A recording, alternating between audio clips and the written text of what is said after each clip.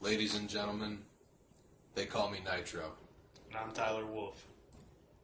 Before we get into this episode, we would like to take a moment of silence to honor those who were lost and those who experienced loss during the Las Vegas shooting.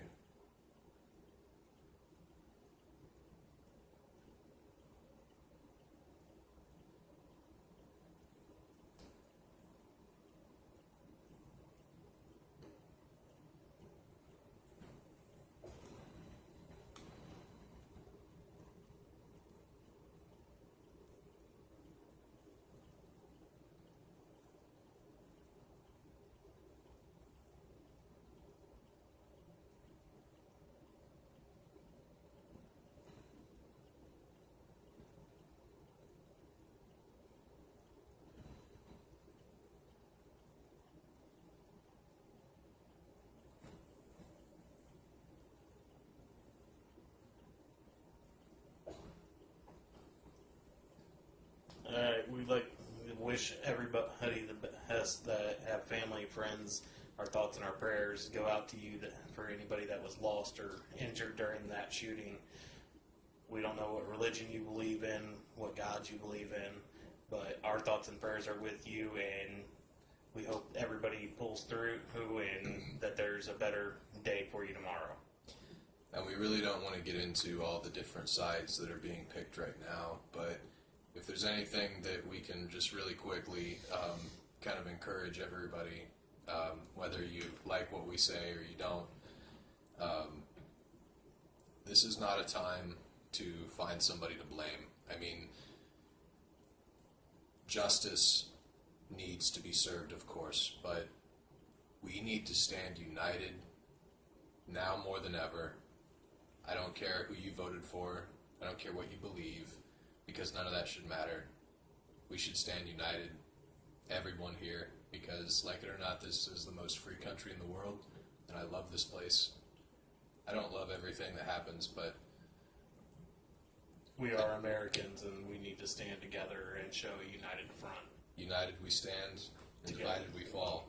And I just want everybody to know, again, whether you love us or you hate us, I love all you guys. And just like Bill and Ted said, be excellent to each other and party on, dude. Right. That being said, welcome to Call It Like It Is. So, first things first, what the fuck happened at No Mercy? Ugh. Dude, I don't even know. Like, honestly, I will say some of our predictions were wrong. Shoot us. They're fucking predictions. But what I have an issue with is the one match that everybody thought was going to be the flop was probably the best match out of all of them, and it was Roman Reigns and John Cena.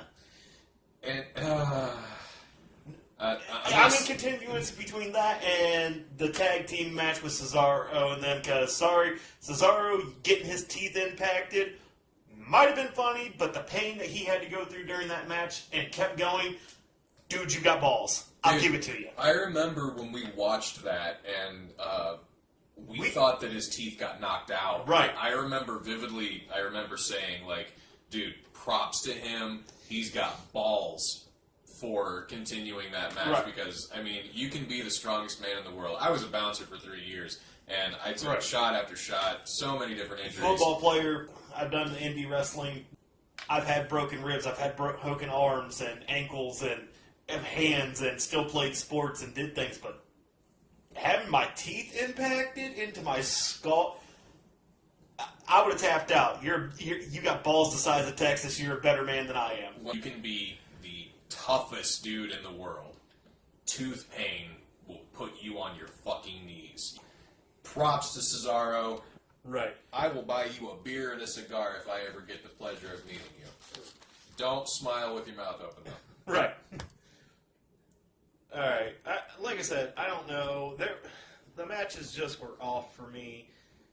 The tag team match was The really tag good. team match was good. The John Cena and Roman Reigns was good. And you know, Roman damn near broke his neck, which props to you, Roman. I know your neck's been hurting. You can tell it's been hurting you since then. You went neck first through a table. Yeah. Spearing John Cena. I mean, I get it. I've been there. I've jammed my neck before. It's not a good feeling.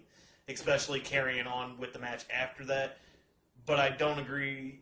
I won't say I don't agree with the ending so much. Yeah. 4 AAs, sorry, Roman, you should have been put down.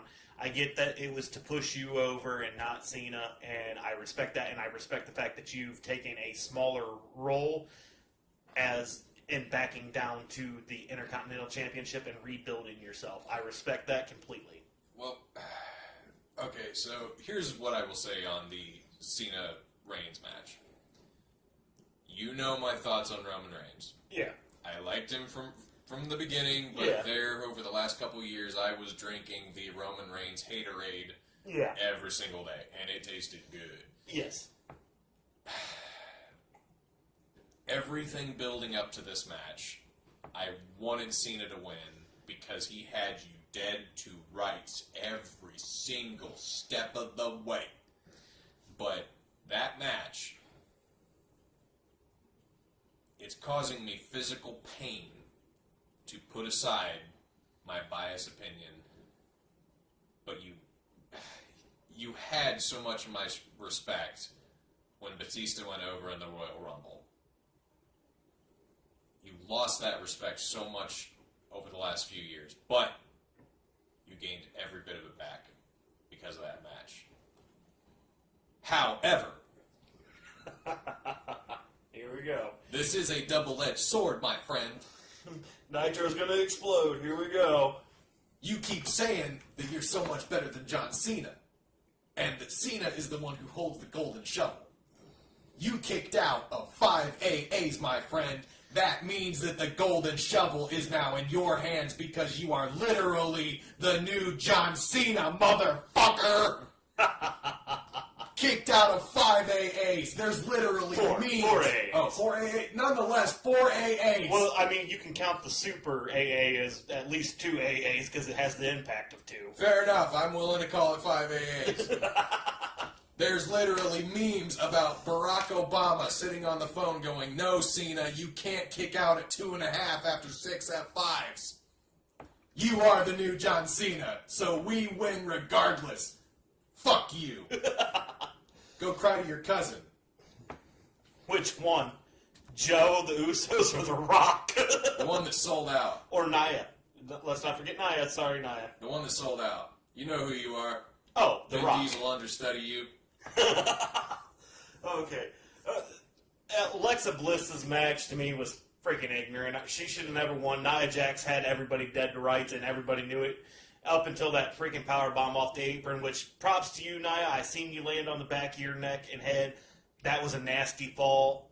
And for a big girl, and I don't want to hear haters about how, oh my God, he doesn't like fat girls. I'm a fat ass. I don't care. I'm almost 300 pounds. The last thing I got to talk about is somebody being fat. I don't care what you say. The Blue Meanie was a talented guy. Right. But honestly, Nia Jax, that I've been there. I know the impact. It does take you out. But regardless, Alexa Bliss should have never retained the title. I agree there. I would have rather seen it go again across Nia or across and somebody. Yeah, I mean it. I'm like, Sasha Banks, everybody's seen the boss, and I know you don't really care for her, but I would rather have seen the title go across her waist than have to deal with Alexa Bliss. You're not Quinn. Quit trying to be her. My issue with her isn't so much that I just don't like her in general. I just wish she had a little bit more character. And instead of trying to be Quinn? Well, there's... If John Cena's the new Batman, does that make her Harley Quinn? Okay. Here's the thing. I understand that my issue with the women's division, I understand, is very shallow. You people who think that my opinion on the women's division is shallow, I own up to that. Because my biggest issue is they all look the same. I know I'm judging it visually, and I know that's not cool, but it's something we all do. Even you people who are judging me for it, you do it too, and you fucking know it. But I'm the guy, you know, everybody's thinking, and I just said it. I know everybody has a problem with it, maybe not as big as I do, but you guys need to just separate yourselves a little bit because you all Get look rid and of act some the of the same. flashy.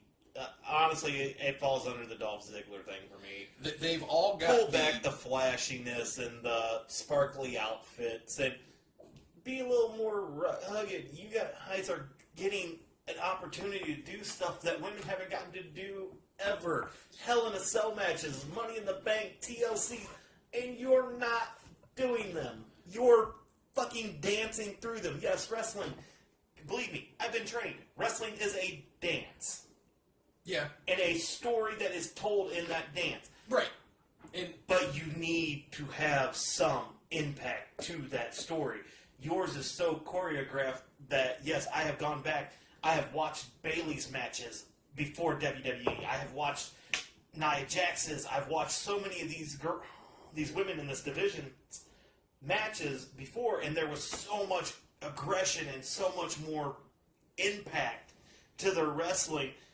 Is it WWE, or is it that you're scared that you're finally in front of tens of thousands of people? Yeah, and well, to sum up my thoughts on the women's division, they have you have to have seen this, like with the fact that World Star Hip Hop is such a household name at this point. Let's face it, anybody who has access to YouTube knows these generic, stereotypical chick fights on YouTube. Oh, You've geez. seen them, like all the shit talk, and then just like the really Hair pulling, smacking. Yeah, it's like you guys call that a quote unquote fight. I call that a bitch fight, maybe. Yeah, I just want to come up and pile drive both of them just because they're amateurs. But anyway, the women's division just, and I know this isn't their fault. This is not their fault. I don't want anybody to think that I blame the girls that are in there right now. You guys are amazing, very talented women. Right. And Like I said, I've seen their matches outside of WWE. And absolutely, they are absolutely. I even told you to look up, like you were saying, some of Bayley's matches. Right. I mean, I have so much more respect for her, but the issue is, this is Creative's fault, and there's no other way to look at it. Exactly. I mean, a bunch of brain-dead gorillas could do a better job writing a story. I mean, a bunch of brain-dead gorillas Dude, fucking a football. I fucking told you the other day. I've been to their career site on the WWE page, and they want you to have a fucking college degree in, like, creative writing, and then have a basic, not even a basic, a good understanding of pop culture. I got an idea for you. Hire fucking fans. Oh my god, dude. I shit you not. They want you to have a college education to write a story about why this guy should beat the shit out of this guy. Every morning I wake up and take a better shit of a story than they fucking write. The entire... Oh my god. Nitro's gonna explode. Oh my god. No, it's absolutely uncalled for. It's It is. so stupid. Like, a bunch of dudes on crack could write a better storyline than what you fucking idiots are doing now. It's... Oh my god. You fucked over Dolph Ziggler how many fucking times? Oh, and then there Jesus was Christ, he came from the Spirit Squad. Sandow, Damian Sandow. You had fucking gold on your hands, you fucking assholes. Ugh, fuck you. Well, look at Drew McIntyre. Drew McIntyre. With Just props another... to Drew for the NXT Championship, dude. You're rocking it. I love the fact that you came back bigger, stronger, and better. But honestly, Creative fucked you with the 3MB. And I hate the 3MB, just like Jinder Mahal. Everybody I know hates Jinder Mahal. Too far, too far. It's fucking wrestling. It's a fucking dramatization. Here's my thing. Vince likes cock. Everybody knows that saying. DX made it huge. Was that too far? The live sex show. The live sex show. How about... Okay, that's literally the end all be all. The live sex sex show is the alpha and the omega. No, I got one better for you. The people were saying that Jinder Mahal went too far when he made a Asian descent voice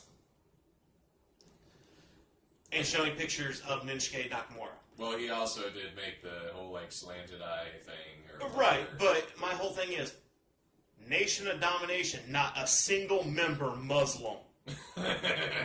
Not a single member had death threats and everything. The Nation of Domination They is even, easily the here's most the thing. racist group. Here's my thing. Rod Simmons and Mark Henry on Three is a Table on the WWE Network, which you can get for $9.99 a month. Oh, did we really just pitch that promo? Yes. For just $9.99. But on Three is a Table, and they were talking about how they were coming out of a hotel one night, and they literally got stopped by the Muslims who were part of the original Nation of Muslim group and said, "Thank you so much for representing us on TV." And they looked at them and said, "Oh no!" And they said, "Dude, it's TV. Yeah, it's not real." But they're like, we kind of smiled and said, "Oh yeah." Well, would you at that point, what were you going to say? But here's the thing: they were having a meeting at this hotel and asked if they would come and say something at the meeting. And they're like, "You know what? We're late for the show already. We gotta go." Like, dude, come on, dude. They should have just showed up and cut a promo. So I'm like, dude. The Rock says I'm gonna lay the smackdown on Stone Cold Steve Austin, who don't respect our culture. So I'm like, okay, they're making a racist gesture compared to having DX saying Vince likes cock, and Nation of Domination walking out, and Val Venus getting his penis cut off. I mean, come on! Choppy, your pee-pee! Right, we have gone too far years ago. I'm half the man I used to be. I got one better for you. But I'm gonna start in Gangrel's porn sessions. Dude, you know what Val Venus is doing now? Porn? No, Gangrel's still shooting porn. No, he's directing. But no, Val Venus, he's like super into the marijuana culture. Like, dude, I kid you. Smoke up, brother. Smoke up. 420 blaze it. But the guy, I know a lot of people are gonna be like, "Oh my god, they're promoting marijuana." Fuck yes. We don't smoke personally.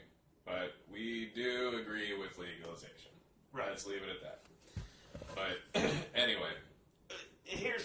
But getting back to No Mercy itself in general, before we get too far way out there. Right. But anyway, the going too far thing, my personal favorite was when Harlem Heat was cutting that promo in WCW Nitro, and Booker T went way too Harlem. Hulk Hogan, we're coming for you! And then he drops the N-bomb, and it was great because he just leans forward and he realized he knows what he did. You know what you did, Booker, you realized you went way back in the hood days. You were like, "Oh hell, I'm in trouble." God damn it! Who was the other member of Harlem Heat? His brother, Stevie Ray. Was it Stevie? Yep. That's right. I feel really bad that I forgot that. But anyway, you can see it even on No, his Booker face. don't. They didn't talk for fucking how many ever years. Well, either way, you can see it. He didn't make a move, but you saw his eyes. Stevie Ray was just like, "Oh hell." Ah, you didn't, motherfucker. But God, getting back to No Mercy, yeah. The matches just weren't there. It wasn't the greatest pay-per-view. It wasn't bad, but it wasn't the greatest either. 3 good matches out of a 7 or 8 card match. Well, really quick before we, finalize it, let's talk about that main event. What main event? Alright, I don't give a shit what Vince says. You know I'm a CM Punk guy. There's only one main event. Oh yeah, but I'm saying what main event? Oh, right. It was a joke. Sarcasm. Right, it was a joke. We're having Braun Strowman had him dead to fucking rights. The whole damn match, and finally Brock Lesnar kicks out of 2 fucking running power slams. Give me a fucking break. And he caught him slipping and hit him with 1 F5 and pinned Braun Strowman. Braun Strowman's kicked out of fucking how many AAs? How many fucking the issue? Superman punches, spears, and this and that. He's kicked out of all of it. The biggest, I had two really big issues. My 2, oh God. See, this makes me not have any kind of disrespect at all for Phil when he was. I mean, if it's true that he was ripping up scripts and throwing them in the writers' faces, if it's true that CM Punk did that, I fully support it. Just after seeing this. That's the thing. CM Punk openly admitted that on his 3-disc set that I told you I'd let you watch here soon. I just got to get the 3rd disc. I forgot to get it. I was going to bring it tonight. That's cool. But he openly admits that he had literally ripped up scripts. Yeah, like, after seeing No Mercy, I'm just like, you know what? There's, in no universe is that disrespectful at this point. Well, not only that, but the script that I showed you tonight that my buddy Jay, props to you, Jay, up in Michigan, Whoop, whoop. had sent me the message to go look at. It was verbatim what they said. Triple H, Randy Orton, and Batista, and how the match was going to go with RVD. And Was that the night that Batista quit? no, that was the night that Batista, where Triple H wanted Evolution to get back together and go after. It was after they lost to Shield. Oh, okay, I got it. Now I remember. He wanted Evolution to keep going after Shield because they attacked him again, or had attacked him because they wanted Triple H the hell out. Well, 90% of the people want Triple H the hell out. Yeah. And it was verbatim, word for word, what Batista was supposed to say, what Randy was supposed to say. And if you had ever seen the episodes, you know exactly what I'm talking about, and it is on that paper. From the matchup of RVD right before all that, how the cameras were going to go, to RVD's going over, to what Batista said, what Triple H said to Randy and Batista, and what Batista and Randy said to him. It was stupid. Yeah. No, I don't know. Which gets us out of the No Mercy thing and then into Raw, but yeah, because honestly, there's nothing really to say about that. Well, my 2 issues I said that I had. One is Samoa Joe. I mean, Joe is one of my favorite wrestlers of all time. Right, he's a great wrestler. He's a great entertainer. I watched him. Joe, we look forward to your recovery and coming back. I know you just got through with 2 surgeries, a knee surgery, and I do believe you're getting your nasals done because of 8 broken noses. You were only breathing at 60%, I think, is what we had earlier. And yeah, and speedy recovery, dude. Hope you come back and are better than you were, because I remember you in TNA first starting off when Rikishi had left and got you your spot in TNA, and you were a lot quicker, and you could tell you could breathe a lot better and everything. And you and me had talked about that point, how I thought Joe was slowing down, and it looked like he was just so gassed. Well, that explains why he was so gassed. Yeah, I'm glad that we figured that out tonight. Like, we had talked about that before we started recording tonight. You know, I said, where the hell's Samoa Joe? And right. We looked that up, and, you know, definitely speedy recovery to you, dude, because it felt like you weren't all there in that match, and I was.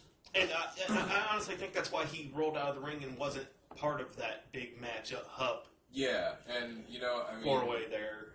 I know that it was something you couldn't help, but I remember at the time just thinking, like, God, something's got to be wrong with Joe, because, I mean, he's not doing... And we don't want you guys to think that he hurt his knee during that match. He didn't. He did it during the house show. Yeah. But we're talking about the gas, him being so gassed and out of wind and breath during the match that we realized he took a couple slams and then just rolled away and wasn't really present with that whole match. Yeah, because I kept thinking, like, I remember, like, the crowd chanting, and I was kind of let down that the crowd at WWE hasn't picked it up as much, but I love the old, like, Joe's gonna kill you. But Samoa Joe was scary in TNA. But here's my thing. That all hails from Goldberg, let's be honest. Goldberg's gonna kill you. Goldberg, who's next? WCW, that chant started. I don't know if I ever heard that from Goldberg. Yeah. Goldberg's going to kill you. It started with Bret Hart in that way after the shield on the chest and stomach, where he came out talking smack. I'm the only person to ever knock out Bill Goldberg, and then the crowd started going, Goldberg's gonna kill you.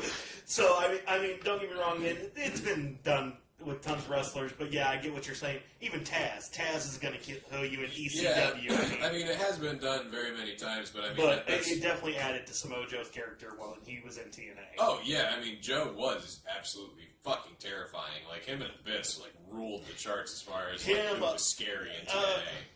Him, Abyss, and what was his name? He had the dead white zombie eyes, popped out of the ring all the time, bleeding out of his mouth. Oh shit! I know who you're talking about. He came. Abyss's old manager had taken over and brought him in. He was part of WWE for like a tiny little bit before he went to TNA. Wait! Was that vampire dude that Vince just didn't like his that was gothic Vampiro. look? No. I'm talking about the guy that was like the new breed in ECW. No, that was oh god, what was his name? He had the chick. Vince had a vampire on his show at one point besides Gangrel, where his girlfriend would hang upside down on the ropes and everything. But no, that's not him. Okay, because I know that Vince just this didn't dude. Like Honestly, if I had to pick what he looked like a shorter-eared, taller version of Neville. Okay, yeah. Even wore purple trunks like Neville did. Yeah. But had the zombie eye white contacts and blood pot heck gets in his mouth and would let it run down his neck and stuff. And it was supposed to be Abyss's like brother, the Kane and Undertaker aspect kind of thing. Yeah, I can dig that. But I mean, he kind of disappeared. Yeah, he just kind of let hell out. Well, look at Vampiro, and then look at the guy that looked like Gene Simmons that actually had somewhat decent talent in the fucking ring. It's just one of those things that I'm like, Ted, why did you let them do that with your money? I mean, fuck you, Russo. I mean, yes, fuck you, Vince Russo. I know we're so off topic. Cornette, we will take your side on this. Oh fuck my god, you, Russo. Oh my god. And before we get too far, yeah, we are too far already, but right. But before we get too far, I do want to give a shout out to somebody that I had just recently got you to start listening to. Wrestling Soup. Oh God, we dudes. Don't always agree with what you guys said, but we respect it as the fact that you guys are doing the same thing, and you guys have been doing it a little bit longer than we. He's just now getting off the ground and starting, but you call it like it is. You don't deal with the bullshit. You don't care what people fucking say. Kudos to you. Props to you. We hope you start listening to us because we're definitely listening to you guys and taking notes and realizing, oh, you know what? Maybe we can do it similar to the Hess. Maybe we can work with these guys at one point, which we would love to do. So hope to hear from you guys at some point. But back to No Mercy's last little spiel about it wasn't a match. It was Braun Strowman beat his ass, F5, match over. The other issue I had was that was the second time that Brock has come out after being taken to the back on a stretcher. And well, I mean, albeit like I gained a lot of respect for Brock whenever he came back. I forget what the match was. It was the match where you had Roman, you had Braun, you had no. This was way. Oh no, Kurt Angle and him where he did the shooting star press and broke his neck. This was maybe a year and a half ago, maybe 2-3 years when he broke a few ribs. But he didn't get carted out. Yeah, he did. No, he got Brock carted Lesnar. out. The only time Brock Lesnar's been carted out is this match. No, I swear to God, he was carted out this time. He might have walked out. No, and came back down. He was carted out. I will find this and we will talk about it in another episode. Okay. But anyway, it's the second time he's done this, and okay, I may be wrong, but we will find this out and talk about it again. Right. We digress. But anyway. There is, and I know we talked about this before, in WWE, the biggest problem, aside from shitty, creative, and God damn it, Vince, why do you come up with these ideas sometimes? I don't even think Vince... And the PG era. Right, in the PG era, it doesn't make sense. And honestly, I made a list, and I'm going to read it off to you. Well, really quick, before you get into that, you have a very unhealthy balance in WWE right now between competitors and performers. You have way too many performers you have so few competitors. But Brock Lesnar, Braun Strowman, Samoa Joe, John Cena, those guys are competitors. But here's my problem. I read to you earlier, and this is to Ryback, who I've met in the past and everything. And we I don't would know love if he to get remembers this- me. Yeah, we would love to get it directly from him, but from the article that I read to you about how they said they don't want another marquee. They don't name like John Cena. They don't want another John Cena. They don't want another Rock. They don't want another Stone Cold. They don't want another Triple H. They want just a bunch of talent. Yeah, they don't. Yeah. They don't care. They don't want a mainstream 2-3 people main where you can see these guys and no matter who goes up against them, it's a huge pop. They don't want that. They don't want them to have economic control over their character. And that's really what that boils down to. And that's what apparently, and I'm quoting Hing Ryback, that's what Hunter had told him. So, I mean, Ryback, if you get a chance to listen to this and you want to comment on it, please do. You can find our page 123 Call It Like It Is, or on YouTube, or you can find on Facebook. We're on Facebook as well. Call It Like It Is 123. Absolutely. And we are branching out more. And we are branching more. We're going to get our Twitter page up here soon, so definitely hit us up. But not too far off topic, but this is my own perspective of 5 different reasons why I think that people have really given up on the WWE as itself. And it plays into Raw and No Mercy and things that we keep seeing over and over and over. Okay. My number 5 reason is creative department has no creativity. And it really doesn't. We see this day in week in, week out. Creatives lost it. Like you said, you want a college degree and creative writing and everything. Get fucking fans that know the show and have been. And I'm not talking fucking Weekend Warrior, fucking video game fans. I'm talking somebody that has watched it from fucking NWA,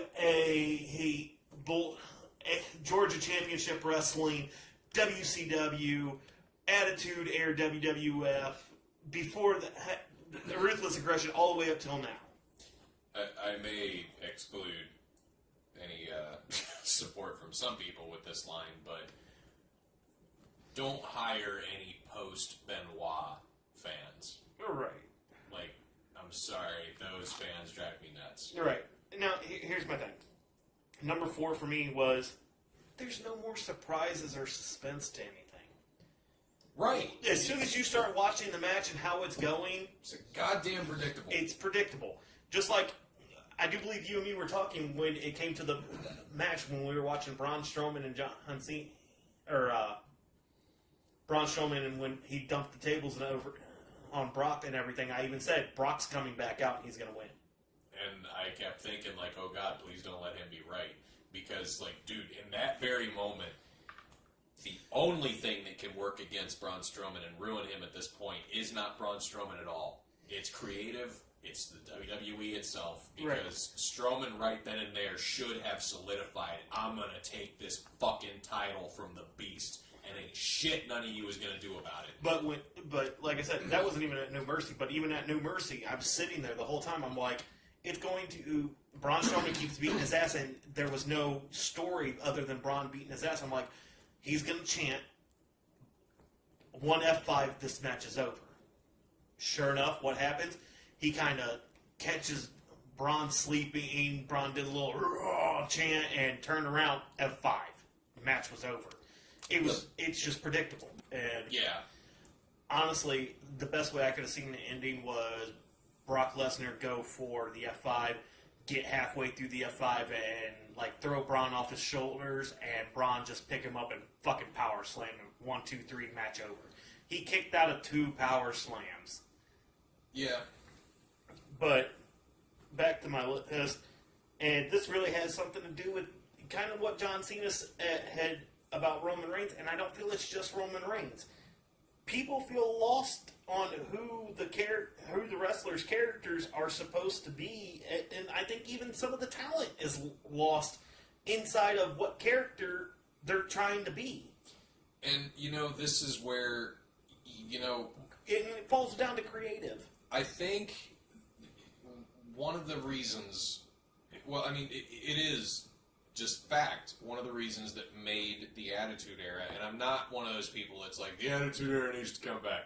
I mean, everybody literally thinks that. The Attitude Era was the best. I would accept the Ruthless Aggression Era. I mean, I really would. Oh, they could go back to that, no problem. But I mean, as a true fan, anybody would give their left nut, if not both nuts. Attitude Era again. Yeah, if not both nuts, to have it back. Right, but the only problem is you have no competition. That's why Vince is creating all these different territories within the WWE. Right, but that's beside the point. Like, my main point is one of the things that made that so perfect is they literally just decided at one point to let the guys decide for themselves what they wanted to do. Right. Like, and that's what made the APA so fucking cool.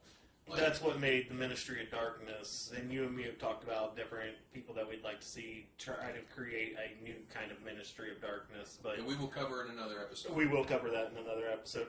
But back to the list, like I said, I feel like they're lost in transit of their characters, and people are lost trying to figure out if this person's really a heel or a baby face. And you didn't have that issue back in the 90s and in the 80s and the early 2000s. You didn't have that problem.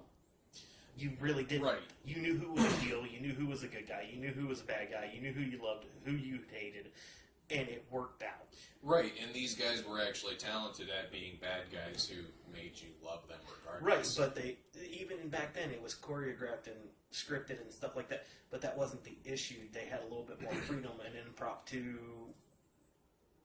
promo or whatever. I mean, you don't have that now. Right, and there's no reason why we can't have that. No reason at all. Oh, sure there is. Well, no logical reason. Right, Hunter said it. They don't want another John Cena or Rock or anybody like that. Number 2 on my list, and this is going out to the women, and it's no disrespect to the women's division or anything, they're way too choreographed. I agree with you, Drew, as much as I butted heads with you on the fact that they are like we talked about earlier. I'm not going to want to spend too much time on this. We talked about it earlier in this segment and everything in the podcast that we've seen matches outside the WWE with these women, and there's so much more attitude and so much more viciousness to them. So I don't know whether it's them or being starstruck by how many fans they're in front of, or if it's creative, if it's WWE itself and not allowing them to move past a certain point on their characters, shit like that. Number 1, and I think this is the biggest one, and I know we're probably going to get slapped with something for this. Why are you doing this to us? You're doing my thing. You're pissing people off. I am pissing people off. Vince no longer understands the fans or what the fuck the fans want. Oh my god, forget what I just said. Screw whoever doesn't want to support us after that. That is so fucking true, it's unbelievable. It is just... That is my number 1 and on my top 5 list of why people are giving up on WWE. Vince, you think that the fans want this PG era, and you are literally blocking off sections and taping off sections so they don't see them on live shows because tens of thousands of people are not fucking there anymore. It was indeed. In Wrestling Soup, that's a shout out to you guys because you guys definitely have pointed that out numerous times in a lot of your podcasts and everything, and I know you guys get slapped with a lot of shit from WWE, which no offense WWE when it comes to this, but fucking blow me. My spirit animal, Jim Cornette. Your spirit animal, what the fuck? Jim Cornette is my spirit animal. I'm not a fanboy. I swear to God. No, hear me out. Jim Cornette was the guy who said it, and correct me if I'm wrong, when you went to the PG era, you killed wrestling. You lost the realness. You did. And that falls down to how predictable it is, and there's no more suspense or surprises. And going along with your number 2, no pun intended or there. number 1 there. Oh, the women's division. Oh, the women's division? Yes. So, your number 2. Yes. Again, no pun intended. Poop jokes will always be funny, but regardless. Right. Maybe we should put a poop emoji when we say that now. That's perfect. But anyway. Or will does WWE have creative rights to the shit emoji too? I'm just asking. WWE is to wrestling what Gene Simmons is to rock and roll. They want to own everything. Right. But anyway. No offense, Gene. I love you, but damn. Yeah, he straight up said he would try to trademark the air you breathe if he could. Right. Well, anyway. Vince does have more money than God. So, I mean, it's possible. We're talking about doing a music podcast as well. But anyway, the women's division. Again, I got nothing against those girls. It's creative's fault that they are where they are. It is. But the Hell in a Cell match, I know you and I have talked about this before. Dear. It was so good. They were talented. It was good for what it was. For what it was at face value, it was good. But there could have been so much goddamn choreographed. And I will not just pin that on the women. If any of you girls in there right now hear this, I will say the same thing for Dean Ambrose and Seth Rollins. And I love both of you guys. But it was so fucking obvious that you were both like looking like we're gonna land on the table, right? We're gonna land on the table, right? Fuck that. Where's your balls? Right. Are your balls screwed on? Right. Screw them on tight, boys. Take the fall. It's gonna be okay. It's not even as tall as it used to be. This isn't War Games, which NXT is bringing back, which makes you guys look like punks. No offense, NXT got more balls than Raw or SmackDown has at this point. I know, and isn't that sad? It is. Oh my Christ. But then again, they have a lot more creative development down there in NXT. Now, if you could get that up to Raw and SmackDown, you might actually be a competitor and stop losing fucking money every month. Yeah. But, like I said, Vince just, he thinks that the fans are okay and we change with the times. Really? Because everybody voted for Donald fucking Trump. He's your friend, one of the most politically incorrect men in the world. Which I respect. Right, I respect that. But we need a PG-air TV wrestling program. And we're not going to talk about who we voted for this last election. The last thing we want to do is catch heat from political reasons. Right, but no I'm just pointing out, you have Donald Trump as a president, but yet we need a PG-air wrestling. Yeah, if anything else... Grab things by the pussy, but, dear God, if you see a girl actually slam another girl up against a cage the right way. I mean, this is America. As much as I do love this place, our pop culture has got, like, you know, double standards so fucking out of whack. All right. Going into out of the fallout and everything, Alexa Bliss, you're disrespectful as fuck. I don't know if it's you or creative, but y'all are disrespectful as fuck.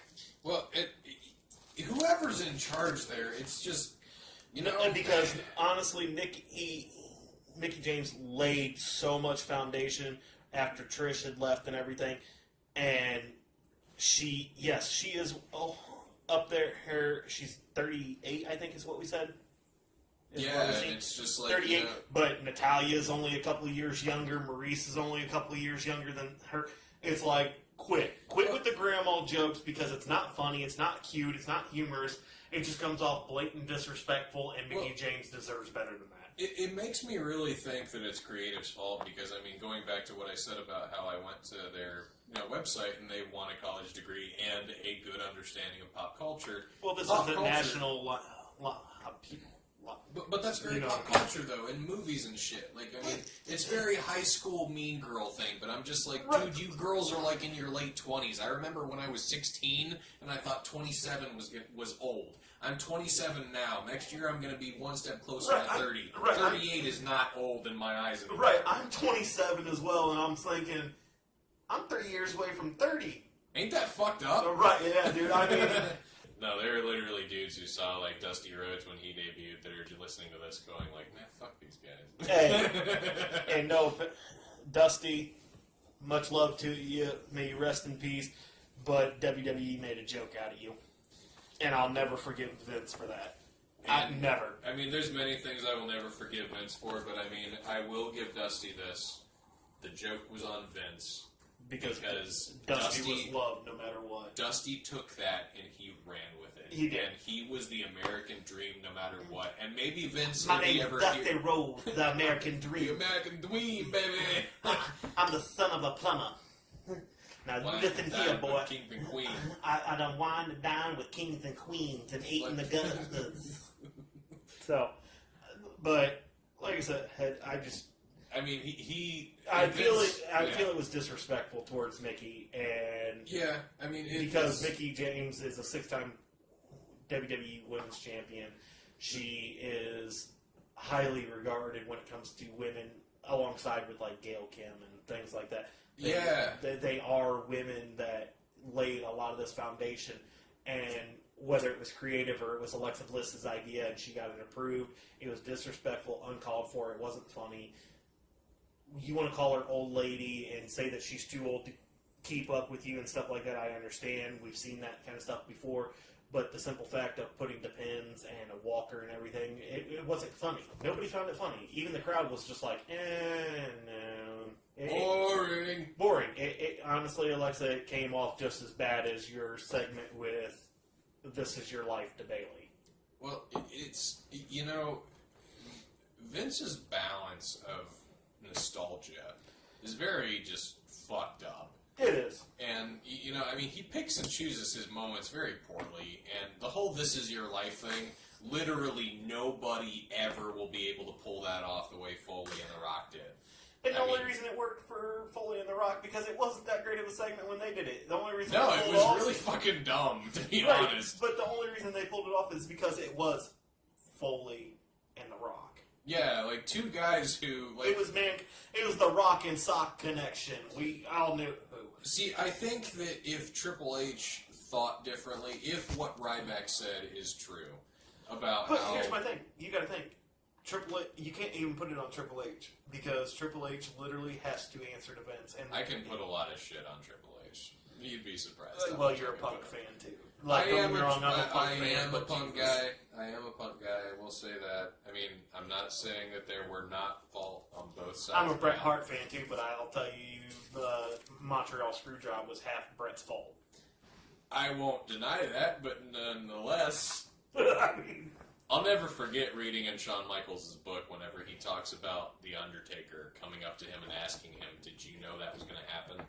And he goes, no. And I just remember, like, reading something he said. I can't remember verbatim what he said after that, but it was something about, like, maybe he said he never lied to a dead man again, but I remember thinking, like, holy shit. There's one person that Shawn Michaels had never lied to, and it was Undertaker. Up until that day, that is the only lie he has ever told the Undertaker. And you know, And honestly, a lot of people will tell you when it came to the back locker room, Mark Calloway, a.k.a. Undertaker, was one of the highly most respected people ever. Sorry. But... onward past the Mickey James thing, I do like the fact that, like I said earlier in the podcast, that Roman has stepped down to the Intercontinental Championship. I do know that there's going to be, I don't want to say a Shield reunion, because I don't feel like it's a reunion. I don't think that they're going to come out the same way all together, and I think they're going to have three. I think the best way to promote them is still their three separate entrances and making an alliance, not a team. See, I think that it would be cool one day. And to give you people the definition of that, a team is New Day. An alliance is the Ministry of Darkness. Yeah. Where it's several different wrestlers together as one united front, but not coming out together every single damn time. Yeah. Back when WCW had, literally, WCW had a 6-man tag team championship. Right. Like, even looking back now, like, even when I was a kid, I was going like, what? Right. And that's what I'm talking about. I get the Freebird clause and everything. I think the Freebird clause is understandable. It's still fucking stupid. Right. Like, I mean, literally, like, That's like straight up like unorganized anarchy. Yeah. What the fuck are you doing, Vince? Like chaos. God This is damn fucking it! chaos. I can't even express to you how fucking stupid that is. It makes me so angry. You know that's Hayes in the background going, yeah, go ahead, use the Freebird claws. You know it is. Michael Hayes is sitting in the back going, you can use the Freebird claws, it's cool, I'm good with it. Michael Hayes is in the back, like rubbing one out every time they bring it up. Yeah, that's it, that's our claws, the It was Freebird like- claws. it was like- right. Moving on from that dark shit, But, I mean, when it comes down to it, we're only sick in the head a little bit. I think Roman's doing good after the John Cena match. I think it did kind of humble his character a little bit, which I'm glad. A little bit, and I like the fact that they didn't take him out of a championship necessarily, but they dropped down to the lower championship, which, no offense, the Intercontinental Championship is a highly regarded championship. I'm not saying that.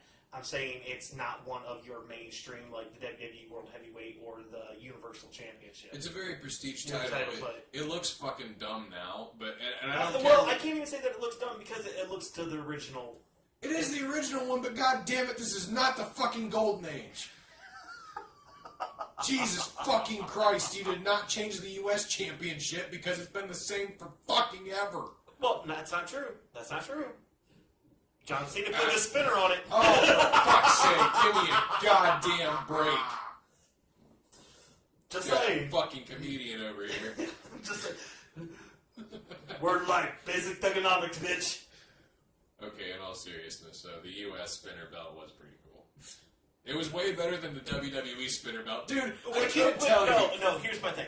WWE spinner belt, it fit John Cena's character because he had already turned the It U.S. fit his personality, but what about when Triple H came out and faced Randy Orton for it, and Triple H did the thing on the turnbuckle when he's like pointing at himself and shit, and he's wearing that fucking spinner belt? I got one better for you. Oh How about my the God. Miz making it permanently stand upside down as the upside down W? Dude, don't even get me started on how much of a waste of goddamn time the Miz is. Oh, dude, he should have lost to Jason Jordan. Go to fucking True Another Life thing, and stay not- there. I'm not saying Jason Jordan and the whole Kurt Angle thing because that's fucking ridiculous and everybody knows it. It's so stupid. You know, and there's people. The sad part is you and me were listening to Wrestling Soup. Another shout out to them, no offense, but where they were talking about how literally they were like, there's people commenting.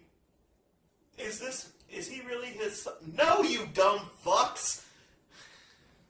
It literally keeps me up at night, wondering who is a bigger waste of time between The Miz and oh shit, I just lost his name.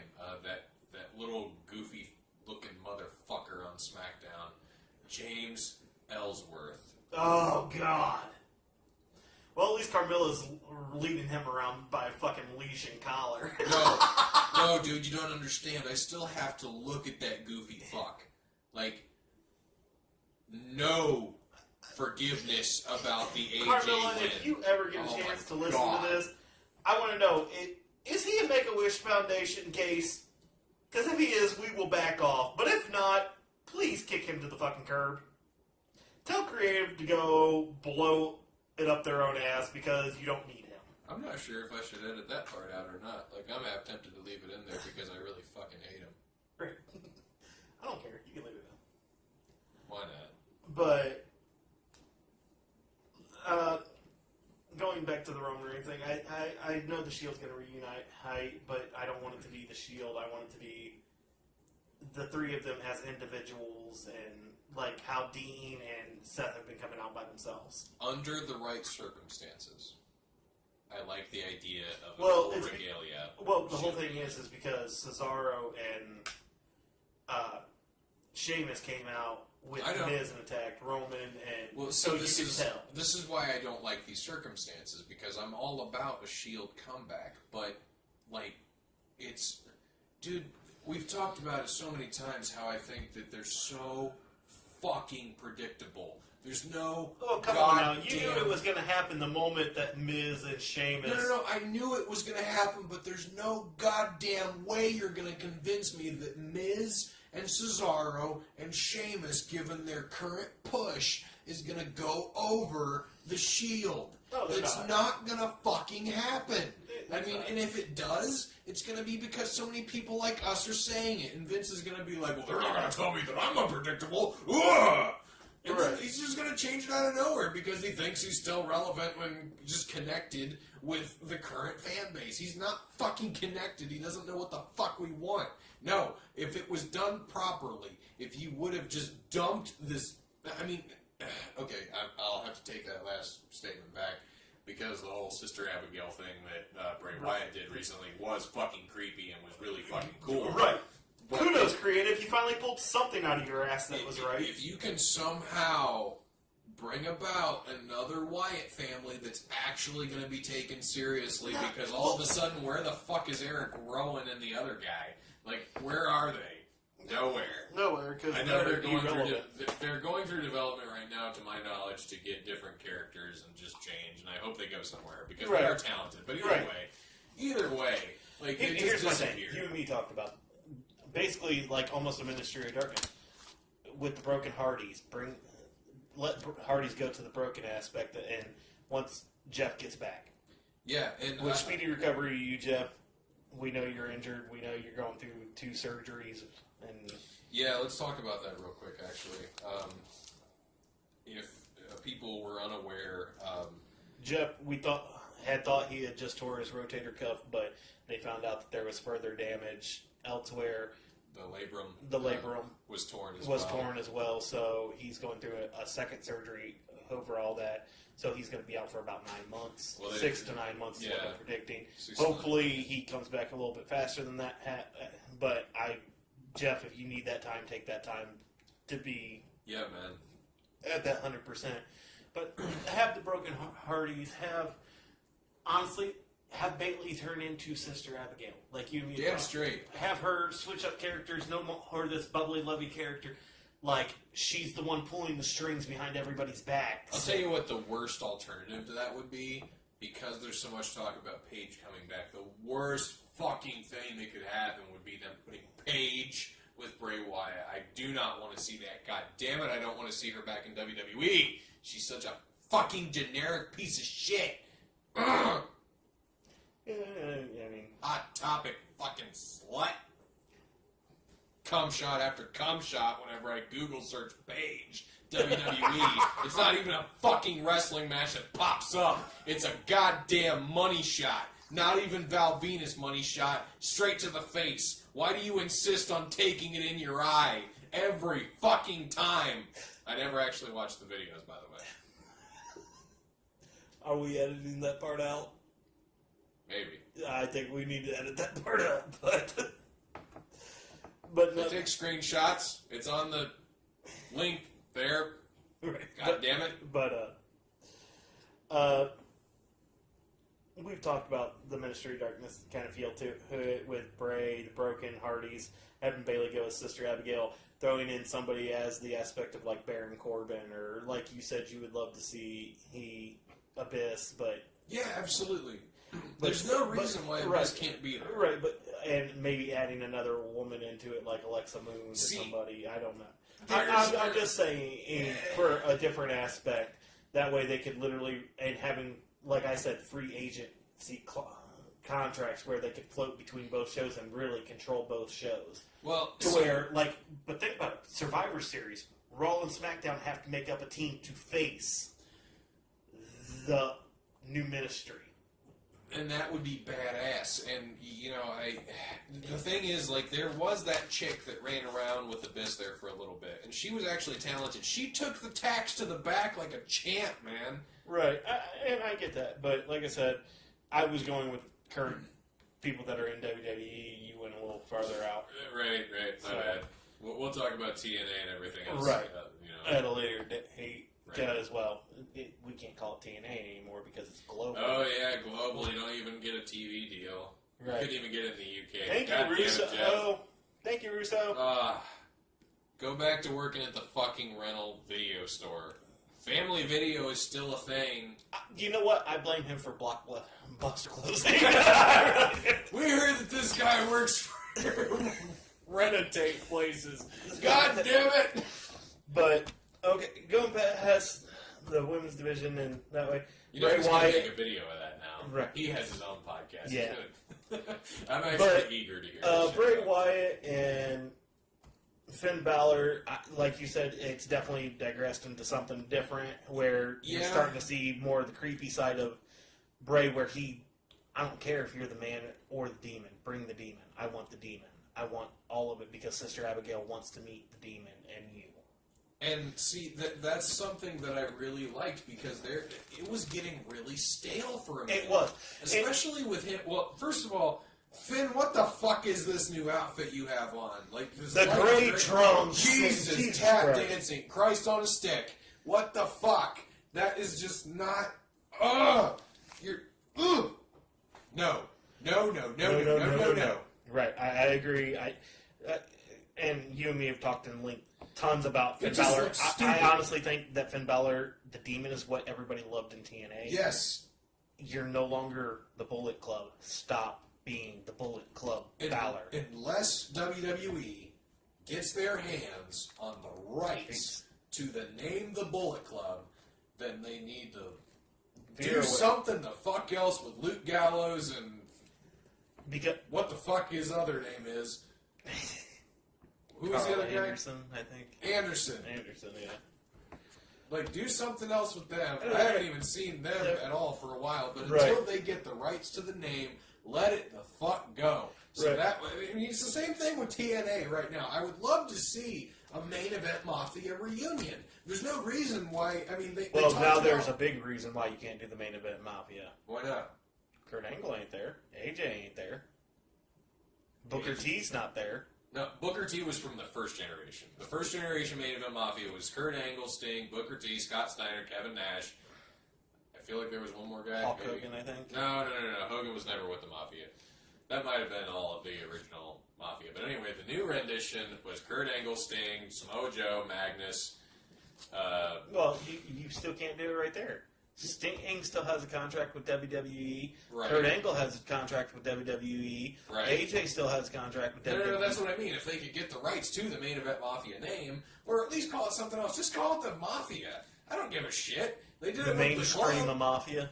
Yeah, they did it with the Bullet Club. They just called it the Club. Right.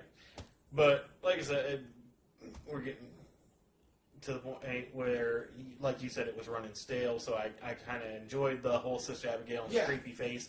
I'm glad he brought relevancy back to rivalry. Right, he brought relevancy back, and I hope Finn, after this, just sticks with the demon character. Because, dear God, no offense, I hate Balor. I mean, Nothing against Finn Balor himself. I hate the Balor Club bullshit. The symbol looks stupid. The fucking... I'm Finn Balor, and I'm going to kick your arse. If they... Yeah, he's WWE's equivalent of Conor McGregor. Right. But, you know, if they did it right, they could do it. If they bided their time and got the rights to the name, if they threw him in just as a demon... with Bray Wyatt, threw the Broken Hardys in there, threw a new Sister Abigail in. They could do like that for however the fuck long they needed to get the rights to the name the Bullet Club. Then whenever the time to split them up the way they split up the Shield happens, everybody goes their own separate ways. That's when Balor can go back to being Bullet Club Balor whenever the Bullet Club name is finally legal rights of the WWE. Well, whenever the WWE has legal rights to the name the Bullet Club. Then you can bring back AJ Styles and Gallows and Anderson and Balor and whoever the fuck else. I don't give a shit. Right. But that's how they could do it way better. The fans' intelligence wouldn't be insulted, and everybody wouldn't be sitting there going, you're just doing whatever you can to use as close to that name as you can without getting a lawsuit. Same as they're doing right now with, what's that other tag team and the click symbol? I can't think of their name right off the... Yeah, I know. I just read an article about them Yeah, today. we were just talking about them the other day. Hey, they're in New Japan Wrestling, part of the Bullet Club. The Young Bucks. The Young Bucks, that's right. But, like I said, besides that, like I said, I'm glad they brought relevancy back to the match up between those two. But where I think they're losing some stamina, and I think the reason why they're doing the Shield reuniting or whatever is because Miz, you have two butt buddies, just like Jinder Mahal. It's fucking ridiculous. It's fucking stupid. it's annoying as fuck. Get rid of them, whatever. I don't care.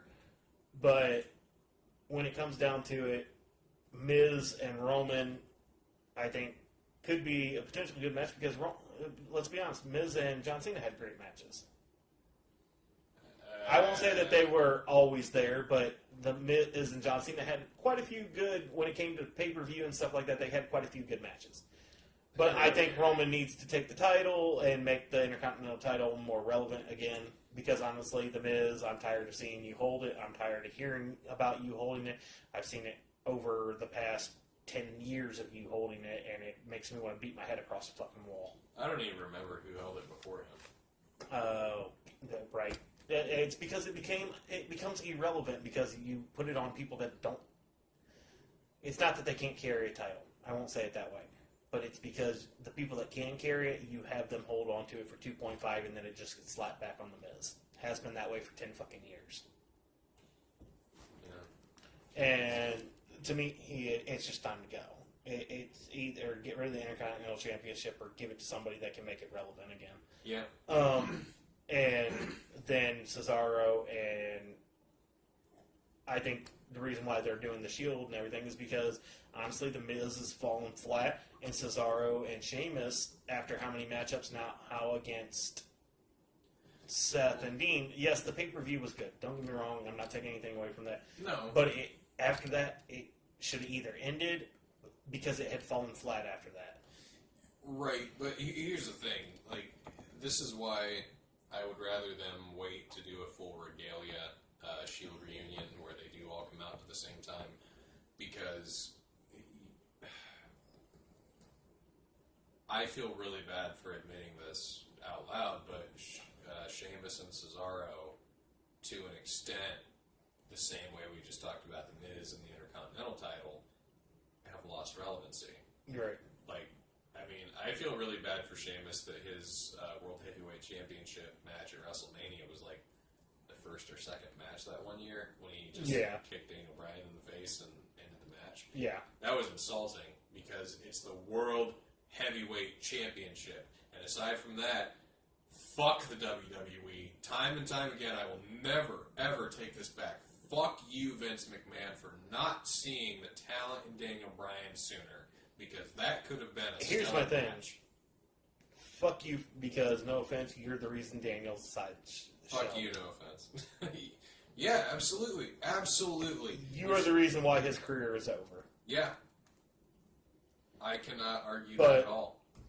Like I said, I think that's why they're doing so much of the ramp up towards the Shield and everything with the Miz and Cesaro and them, is because they need more relevancy to bring in a bigger draw to those matches. I really hate to say it because I would want the Shield to go over if there was any kind of reunion. We both agree that it will probably happen. But they will probably go over, but the best But way we can talk about that more when it comes to the pay-per-view in a couple of weeks. Yeah. So, yeah, even though it's not going to be in a Hell in a Cell. well, no, that's not even Hell in a Cell. That's Raw's pay-per-view. Oh, shit. It's hard to keep off track. Right. Yeah. But other than that, I mean, there's not much else going on with Raw Hall itself. I'm going to go ahead and I think we're going to cut off here on part 1. Definitely be watching out for part 2. It should be coming out in the next day or two. So we'll definitely get that head out there to you guys where we're going to go over Hell in a Cell and some of the up-and-coming talent that we think is coming up from NXT and where we think that they could possibly take their characters and run, and definitely going into more of what's going on with SmackDown and going into Hell in a Cell and our Hell in a Cell predictions. Yup. Alrighty. Once again, this was Call It Like It Is. My name's Tyler Wolf. I am the man they call Nitro. And we wish you all a great night. Have a good one. Peace.